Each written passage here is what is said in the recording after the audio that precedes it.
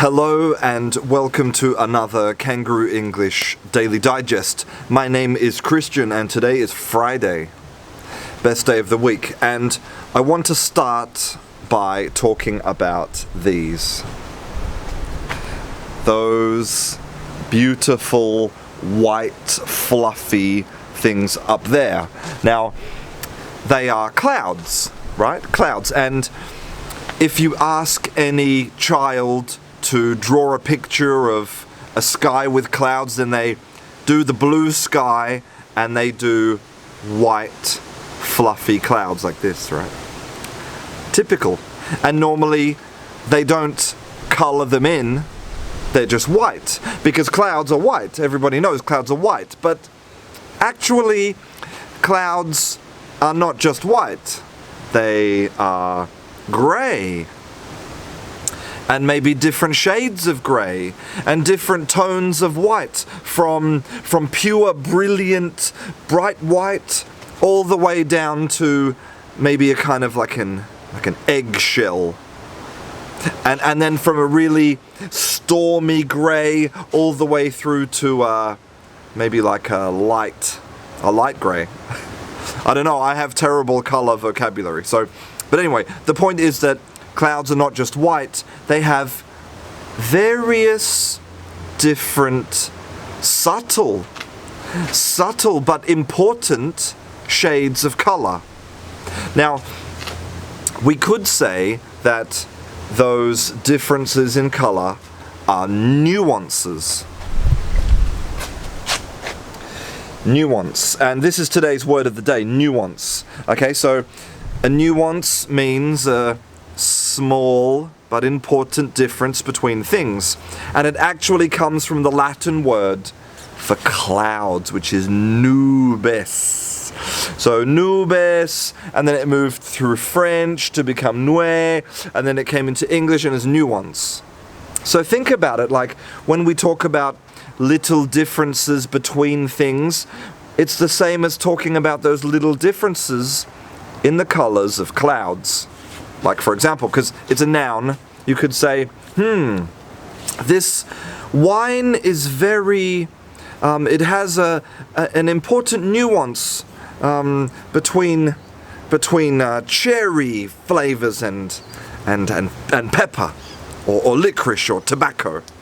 I'm writing this scientific paper, and it's really important to show the nuance between a hypothesis and a theorem, for example. So nuance is important, and to continue on from there. So if we think about language, because I've been talking recently about where language comes from, and I want to talk a little bit more about that today. Where do words come from, right? So words are made of little individual packages, right? Like sounds, they're made of sounds, and we put them together to make words. And I talked about this in a previous Daily Digest. And I talked about things that can influence the length of those words and the content of the sounds.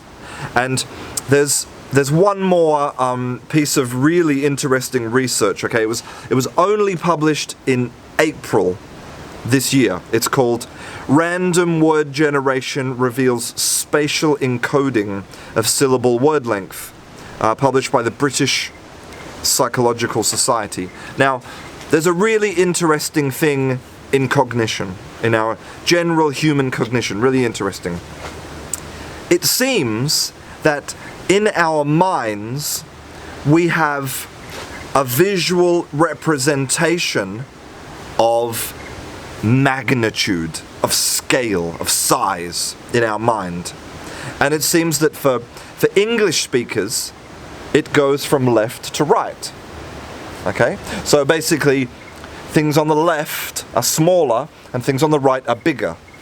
Now, how do we know that? Well, there's been a lot of different experiments, but some of the interesting experiments involve numbers.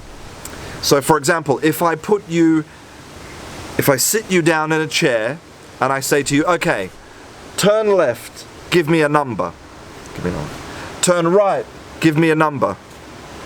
Turn left, give me a number. Turn right, give me a number. Now, when I look at the numbers, those random numbers that you give me, the numbers when you turn right will be bigger than the numbers when you turn left. And this is totally subconscious. It's amazing. So there's something to do with small things on this side and big things on that side. And this recent paper did the same thing, but not with numbers, but with words. So they sat people in front of a computer and they said, okay, look left, give me a word. Look right, give me a word. Look left, give me a word. And again, they found that people gave shorter words when they looked left than when they looked right. But here's the really interesting part. It only affected the number of syllables. Okay, only affected the number of syllables. It did not affect, for example, if the word was singular or plural. It did not affect if it was a countable or uncountable noun. And it did not affect if the word itself represented something bigger, like, for example, a mouse or an elephant. It only affected syllable length. So what it tells us is that this left-right in the brain, okay, this left-right in the brain is only about, we could say, the quantity of sound information. But it doesn't have any relation to the meaning of the word. Okay, so why is this important? Okay, so imagine that you are a caveman and you see an object for the first time, right? Now, maybe if this object is something that you hold in your right hand, or something you use in your right hand like a tool, this word will probably be longer. But if it's on the left-hand side, like maybe it's something that you hold in the left hand while you use another tool, right? Like maybe something to protect your face while if you have in the left hand, then this word for this object will probably be shorter. And think about this. Imagine if you're living in a tribe, you're living in a group of people, and you have your camp facing the river. And you like to sit and look at the river because it's where all the action is. You don't want to sit facing this way. This is boring. Sit facing the river. Now, imagine if on this side you have mountains and on this side you don't have mountains. Well, maybe all of those words related to mountain things will be longer than the words related to those flat, plain things. And so this is gives us another layer of complexity that helps us to understand where language comes from and where words come from and why language is so random and weird, right? So that's it. I hope that you found that interesting. It blew my mind. Anyway, something for you guys to think about for the weekend.